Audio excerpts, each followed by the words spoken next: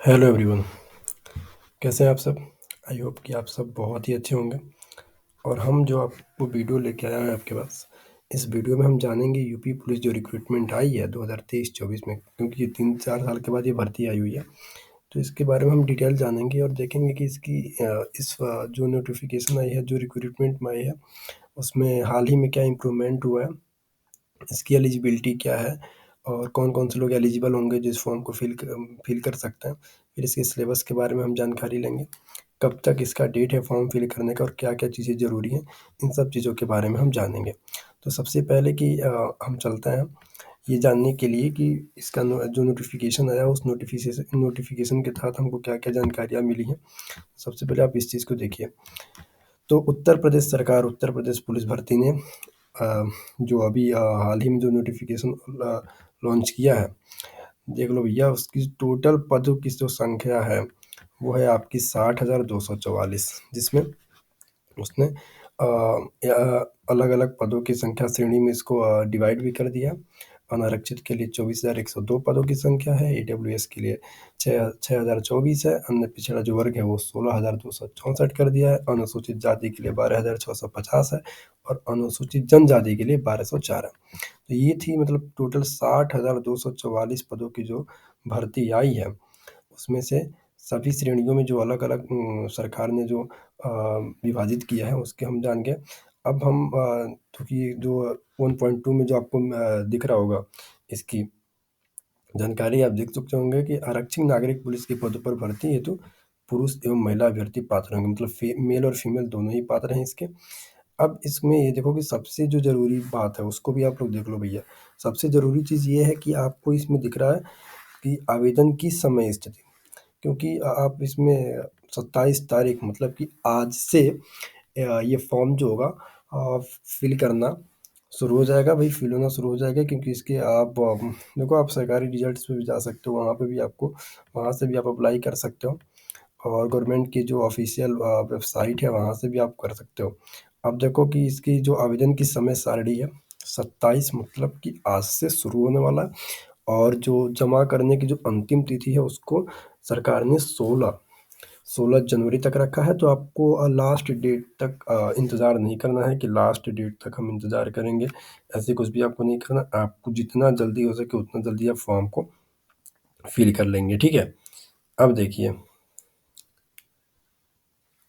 अब ज़रा ध्यान दीजिएगा आप कि अ, जो आगे की नोटिफिकेशन है उसको हम पढ़ते हैं। मतलब कि इसकी जो शुल्क है, साफ साफ इस पे लिखा हुआ कि इस भर्ती प्रक्रिया की आवेदन शुल्क 400 रुपये निर्धारित किया गया है। आगे बढ़ते हैं। एलिजिबिलिटी प्रक्रिया में हम बात करेंगे कि एलिजिबिलिटी क्या क्या, मतलब कि आप एलिजिबल हैं कि नहीं हैं उसको भी हम देखेंगे। तो एलिजिबिलिटी में सबसे पहले तो आपको नेशनलिटी आपको देखी जाती है। नेशनलिटी के बाद आपकी राष्ट्रीयता देख लो भाई, भारत का नागरिक हो।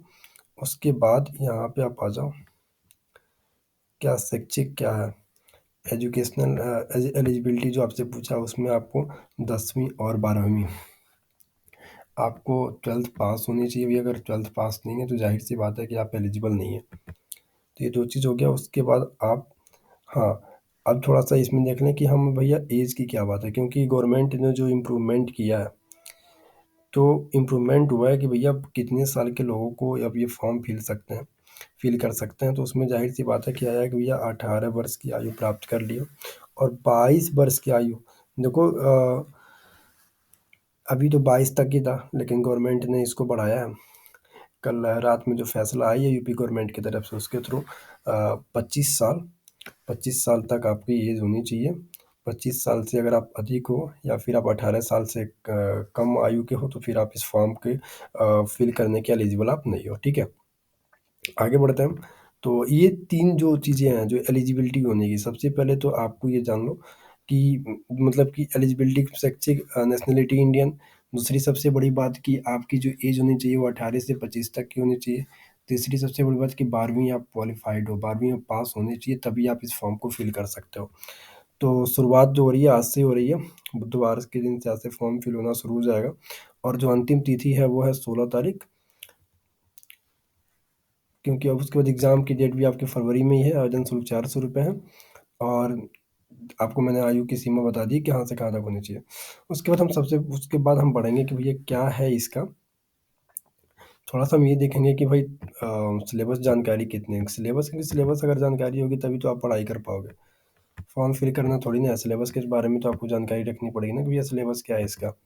चलो सिलेबस के बारे में हम थोड़ा सा ध्यान देते हैं कि सिलेबस क्या है। तो देखो सिलेबस, सबसे पहले तो आपको लिखित परीक्षा से गुजरना पड़ेगा। तो लिखित परीक्षा से गुजरने के लिए आपको सामान्य ज्ञान, अब सामान्य ज्ञान में आपको क्या क्या पढ़ना है देख लो। सामान्य विज्ञान, भारत का इतिहास, भारतीय संविधान, भारतीय अर्थव्यवस्था एवं संस्कृति, भारतीय कृषि, ये आपको गवर्नमेंट की जो ऑफिशियल वेबसाइट है उस पर भी आपको सिलेबस आउट हो चुका है। आप वहाँ से भी आप डाउनलोड कर सकते हो, देख सकते हो। वरना हम तो यहीं बता रहे हैं आपको। भारत का भूगोल, विश्व भूगोल और प्राकृतिक संसाधन, मतलब जनरल नॉलेज की हर एक चीज़ के बारे में आपको पढ़ना है। और एक चीज़ और मैं कुछ बच्चे इस पे ध्यान नहीं दे पाते हैं, ध्यान ध्यान दीजिएगा। सिलेबस में पूर्ण रूप से इस बात को मेंशन किया गया है कि उत्तर प्रदेश में राजस्व, पुलिस व सामान्य प्रशासनिक व्यवस्था, मानवाधिकार, आंतरिक सुरक्षा तथा आतंकवाद, भारत और उसके पड़ोसी देशों के बीच संबंध, राष्ट्रीय तथा अंतर्राष्ट्रीय महत्व के सामयिक विषय, राष्ट्रीय तथा अंतर्राष्ट्रीय संगठन, विमुद्रीकरण और उसका प्रभाव, साइबर क्राइम, वस्तु एवं सेवा कर, पुरस्कार और सम्मान, देश राजधानी मुद्राएं, महत्वपूर्ण दिवस, अनुसंधान एवं खोज पुस्तक व उनके लेखक, सोशल मीडिया, कम्युनिकेशन, ये सारी चीज़ें आपको सामान्य ज्ञान में पढ़नी है। अब इसमें देखो सामान्य हिंदी भी आपको पढ़नी है, जनरल हिंदी में पढ़ना है, जिसमें आपको तत्सम, तद्भव, पर्यायवाची, विलोम, अनेकार्थिक, वाक्यांशों के स्थान पर एक शब्द और कुछ व्याकरण के देखो, वचन, कारक, सर्वनाम, विशेषण, जो पार्ट्स ऑफ स्पीच सब है इसमें, क्रिया, काल, वाच्य, अवयव, उपसर्ग, प्रत्यय, संधि, समास, ये सारी चीज़ें आपको पढ़नी है। हिंदी भाषा में पुरस्कार, हिंदी भाषा में जिन जिन लेखक या फिर जिन जिन कवियों को पुरस्कार मिला है उनके बारे में पढ़ना है। कुछ प्रसिद्ध कवि, लेखक और उनकी प्रसिद्ध रचनाओं के बारे में भी आपको पढ़ना है, इसका ये सिलेबस है। संख्यात्मक एवं न्यूमेरिकल एंड मेंटल एबिलिटी की हम बात करें तो सबसे पहले न्यूमेरिकल एबिलिटी में देखो आपको नंबर सिस्टम पढ़ना है, सिंप्लीफिकेशन पढ़ना है, ये मैथ्स का आपका हो गया पार्ट, डेसिमल्स एंड फ्रैक्शन पढ़ना है, एचसीएफ, एलसीएम, मतलब जनरल, कुछ बहुत ज़्यादा टफ नहीं है। रेशियो प्रोपोर्शन ये तो क्लास 8वीं 10वीं में भी आप लोग पढ़े होंगे। Profit and loss, percentage, discount, simple, compound interest, partnership, average, time and work, time and distance, use of tables and graphs, ये हो गया हमारा न्यूमेरिकल एबिलिटी में। बात हम नीचे करेंगे मेंटल एबिलिटी की, बात करेंगे कि मेंटल एबिलिटी में क्या क्या पूछी जा रही है। तो वह logical diagrams, perceptions, words formation, letter and number series, word and alphabet analogy, common sense, ये पूछा जाएगा आपका। तो ये रहा आपका सिलेबस मेंटल एबिलिटी का।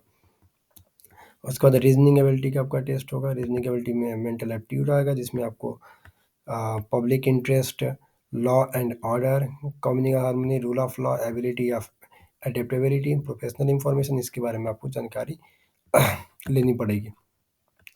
उसके बाद बुद्धि लवी, ये रिलेशनशिप एंड आईक्यू लेवल की आपकी टेस्ट होगी, जिसमें हम कहते हैं कि भाई रीजनिंग, थोड़ा सा रीजनिंग इसमें देगा। कोडिंग एंड डिकोडिंग वाला होगा, डायरेक्शन सेंस होगा, ब्लड रिलेशन, प्रॉब्लम, मतलब टोटल का टोटल ये देख रहे हो आपको, मतलब टोटल आपको सिलेबस इंक्लूड कर दिया गया, सिलेबस से आउट ऑफ सिलेबस नहीं आने वाला।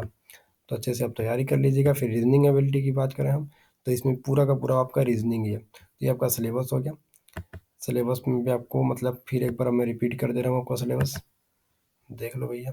सबसे पहले जनरल नॉलेज है, फिर जनरल हिंदी है, उसके बाद 3 जो बोला है न्यूमेरिकल एंड मेंटल एबिलिटी में, उसमें क में है आपका न्यूमेरिकल एबिलिटी, ख में है आपका मेंटल एबिलिटी, फिर 4th पार्ट है आपका mental aptitude, IQ and reasoning ability. तो ये आपका, और किस पार्ट में क्या क्या पूछा जा सकता है, क्या क्या सिलेबस है, ये भी आपको दे दिया है।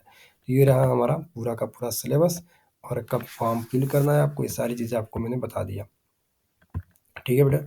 अब देखो भैया, आपको जो है मैं बार बार कह रहा हूँ कि आपको डेट का वेट नहीं करना है कि लास्ट डेट तक हम वेट करेंगे, नहीं। अगर आपके पास टाइम है तो आप कल ही फॉर्म को फिल करेंगे, और कल परसों में आप फॉर्म को फिल कर लीजिए और तैयारी में लग जाइए। बहुत ही अच्छा मौका है आपके पास, 60,244 भर्ती है बेटा। तुमको 60,244 नहीं देखना, तुमको अपनी एक सीट देखनी कि हमको एक सीट कैसे भी करके हमको वर्दी पहननी है, पहननी है। ठीक है, thank you so much. Classes भी रेगुलर हम चलाते रहेंगे, अच्छी से जानकारी आपको देते रहेंगे, और आई होप कि आप लोग जल्दी से फॉर्म फिल करके मुझे इन्फॉर्म करेंगे कि मैंने फॉर्म फिल कर लिया। मैं अपनी तैयारी कर रहा हूँ। Thank you so much.